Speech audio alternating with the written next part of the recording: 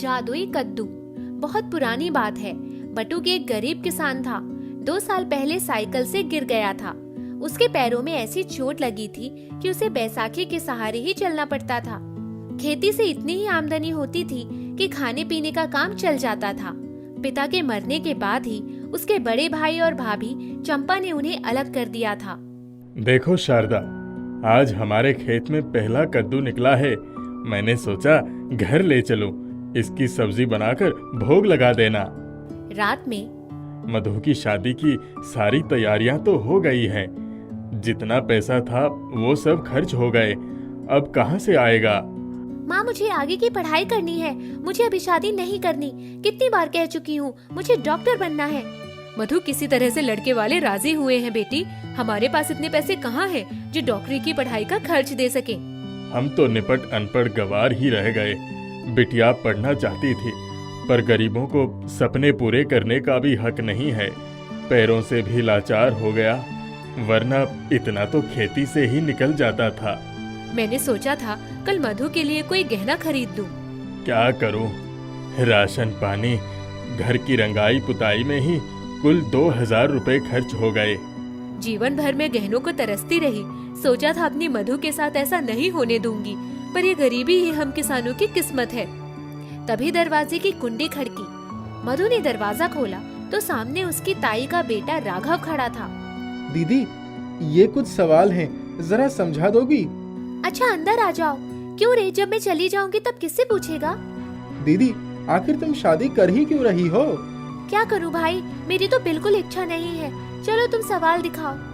बटुक और शारदा भी तब तक आ गए। राघव को नाश्ता करवाकर शारदा सारा राशन पानी कमरे में रखने चली गई। देखो जी, 1 महीने बाद ही लगन है। कुछ पैसों का इंतजाम कहीं से हो जाता है तो सिर्फ एक गले की जंजीर ही बनवा लेना। कल बड़े भाई साहब से पूछ लूंगा, शायद बेटी की शादी के नाम पर कुछ मदद कर दें। तुम चंपा भाभी के सामने तो मांगना मत, नहीं तो वो बिल्कुल ही नहीं राजी होंगी और उनको भी मना कर देंगी। भाई साहब फिर भी हमारे परिवार का सुख दुख समझते हैं। अच्छा चलो, अब सो जाओ, सुबह जल्दी उठना भी है, बहुत काम है। रात में शारदा की आंख खुली तो उसने देखा कि कद्दू बटुक लेकर आया था। वो कद्दू लुढ़कते हुए उसकी चारपाई के पास आ गया। हैं? ये कहाँ से आ गया? मैं तो इसको कोने में रख कर आई थी। ये तो घर का कद्दू था। मैंने सोचा था सब्जी बनाकर भोग लगाऊंगी, पर ये कहाँ से आ गया? कैसे? तुमने मुझे एक कोने में क्यों रखा? मेरी सब्जी बनाकर भोग लगाने वाली थी ना। कद्दू को बोलते हुए देखकर शारदा डर गई। अरे, शादी के काम में मैं भूल ही गई। कल सबसे पहले यही काम करूंगी। कद्दू वहीं रखकर, ये तो बड़ी हैरानी वाली बात है। आज तक सब्जी पाती को बोलते हुए तो नहीं देखा था। दूसरे दिन सुबह सुबह ही नहा धोकर उसने जैसे ही कद्दू काटने के लिए उठाया, उसके हाथ से फिसलकर नीचे गिर गया और उसमें से ढेर सारा सोना निकलकर बिखर गया। देख क्या रही हो शारदा, जल्दी से सारा सोना उठा लो और बिटिया को जितना भी गहना बनवाने का सोचा था बनवा लो। सब्जी बनाकर भोग लगा दो और बीज अपने आंगन में कहीं बो देना। शारदा ठगी सी खड़ी थी। फिर एकाएक उसे होश आया। उसने झट से सारा सोना उठाकर संदूक में रख दिया और सब्जी बनाकर भोग लगाने चली गई। हे दीनबंधु, जैसे आपने मेरी लाज रख ली वैसे ही सबकी रखना। सुनो जी, भाई साहब के यहाँ जाने की जरूरत नहीं है, हमारी जरूरत पूरी हो गई है। क्या कहती हो?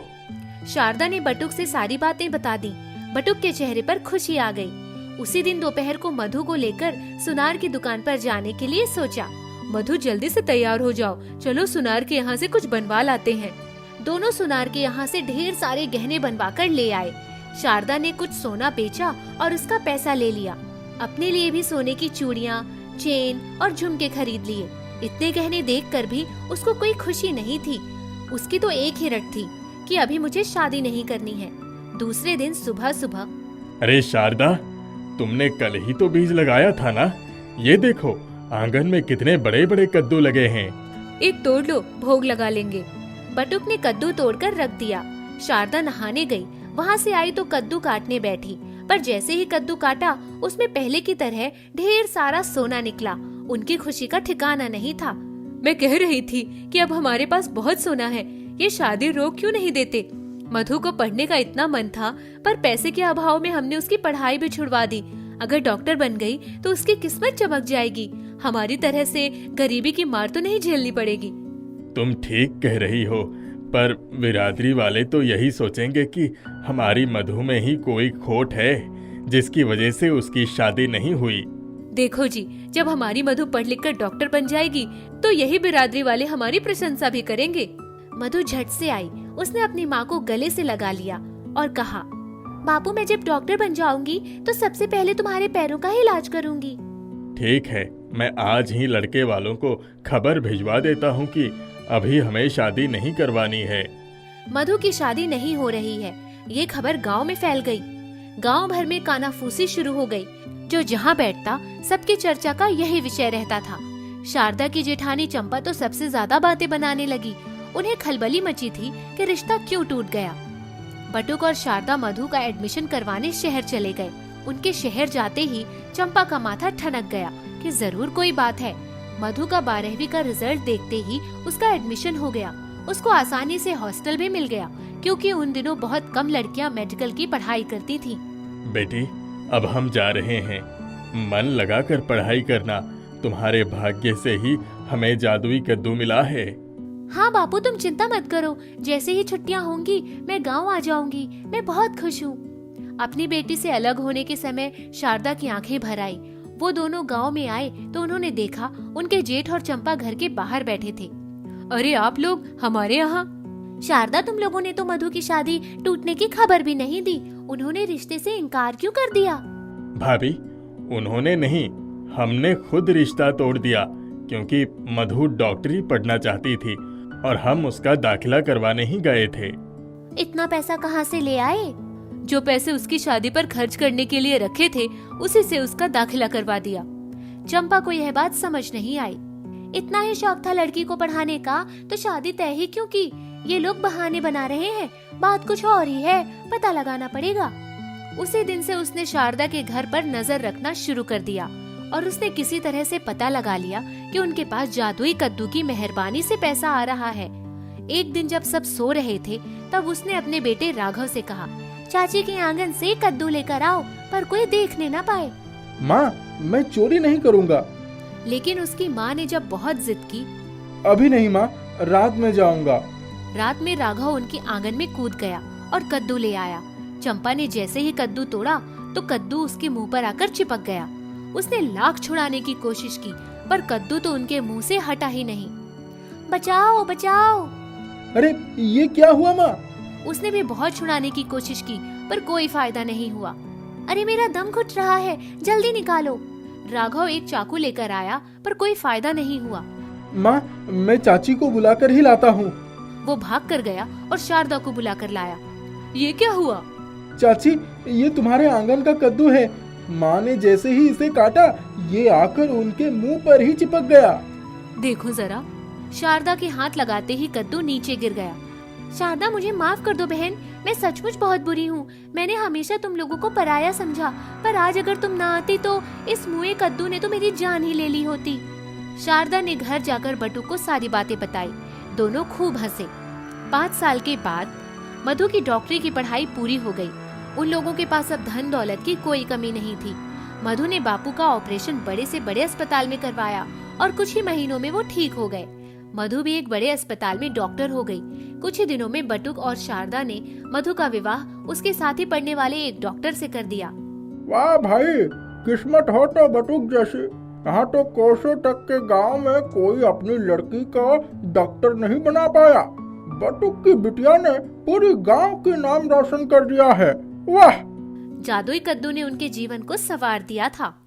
दयालु साहूकार। एक गांव में एक बनिया रहता था। उसकी 2 बेटियां थीं और एक बेटा था। बेटा बहुत छोटा था। वह अपनी पत्नी के साथ आराम से अपना जीवन बिता रहा था। गांव के बाहर ही उसकी एक छोटी सी किराने की दुकान थी। गांव के सभी लोग वहीं से सामान खरीदते थे। बनिया बड़ी ईमानदारी से अपनी दुकान चलाता। वह भी किसी को दुखी नहीं करना चाहता था। कभी कोई सामान उधार भी ले जाता, परंतु बनिया सोचता, चलो जब उसके पास पैसे होंगे दे जाएगा। उसको अपनी दुकान के लिए जब भी पैसों की जरूरत होती वह साहूकार से ले लेता। बनिया बहुत खुश रहता। सोचता, 3-4 सालों में अपनी बेटियों की शादी कर देगा और बेटा भी पढ़ लिख कर उसका व्यापार संभाल लेगा। अचानक एक दिन जब बनिया अपनी दुकान बंद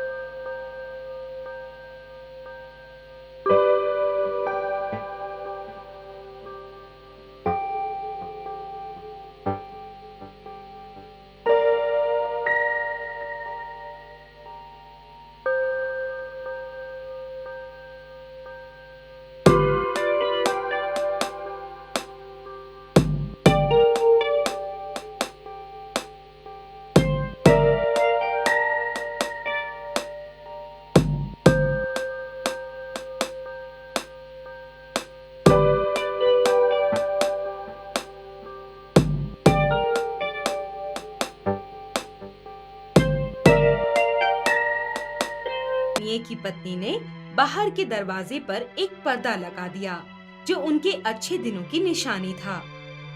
वह पर्दा बहुत कीमती था, मखमली और सुनहरा पर्दा। जिसकी भी नजर उस पर पड़ती वह वाह वाह कर उठता। पर्दे के भीतर क्या था किसी को नहीं पता था। उधर 1 साल बीतने पर भी जब बनिया साहूकार के पास पैसे लौटाने नहीं आया तब उसको अपने पैसों की चिंता हुई। वह जब भी उसके घर जाता दरवाजा खटखटाता, बनिया बाहर आकर उससे क्षमा मांगता और बाद में पैसे लौटाने का वादा करता। ऐसे ही करते करते 6 महीने बीत गए। बनिया पहले से भी कमजोर हो गया। जब खर्च चलना ही मुश्किल था तो इलाज कहाँ से होता। बच्चों का स्कूल वगैरह भी छूट गया। धीरे धीरे घर की सारी चीजें बिक गईं। बच्चे और उसकी पत्नी के पास कपड़े भी नहीं रह गए। बनिया धन का अभाव और अपनी बीमारी से बहुत ही चिंताग्रस्त रहने लगा। अब साहूकार लगभग रोज ही उसके घर के चक्कर लगाने लगा। रोज अपनी छड़ी दरवाजे पर ठक ठक करता। एक दिन वह बहुत गुस्से में था। वह आया और जोर जोर से दरवाजा पीटने लगा। गुस्से के मारे उसने दरवाजे पर पड़ा मखमली पर्दा भी गिरा दिया और पर्दा गिरते ही फिर वहीं जड़ हो गया। उसने देखा बनिया एक तरफ चारपाई पर पड़ा है। उसकी पत्नी और बेटियां फटे पुराने कपड़ों में खड़ी थर थर कांप रही हैं। छोटा बेटा खाने के लिए रो रहा है। साहूकार का मन आत्मग्लानि से भर गया। वह आज्ञा लेकर अंदर गया। उसने साहूकार का हाथ पकड़कर उसे बिठाया और अपने किए पर माफी मांगी। अब वह वहाँ से चला गया। थोड़ी देर में वह वापस आया तो उसके हाथ में कई भारी भारी झोले थे जिसमें खाने पीने का सामान, सलवार कमीज, साड़ियाँ, बच्चे के कपड़े सभी कुछ था। बनिए को उसने कहा, अब तुम बिल्कुल चिंता मत करो, मैं तुम्हारा अच्छे से अच्छा इलाज करवाऊंगा। तुम मेरे साथ चलो। उसने उसकी पत्नी को पैसे भी दिए और कहा, जब तक तुम्हारा पति ठीक होकर वापस नहीं आता इन्हीं पैसों से घर का खर्चा चलाना। उसने बनिए का बड़े अस्पताल में इलाज करवाया। बनिया धीरे धीरे ठीक हो गया। धीरे धीरे उसने अपनी दुकान फिर से शुरू कर दी। साहूकार की कृपा से उसके पुराने दिन फिर से लौट आए।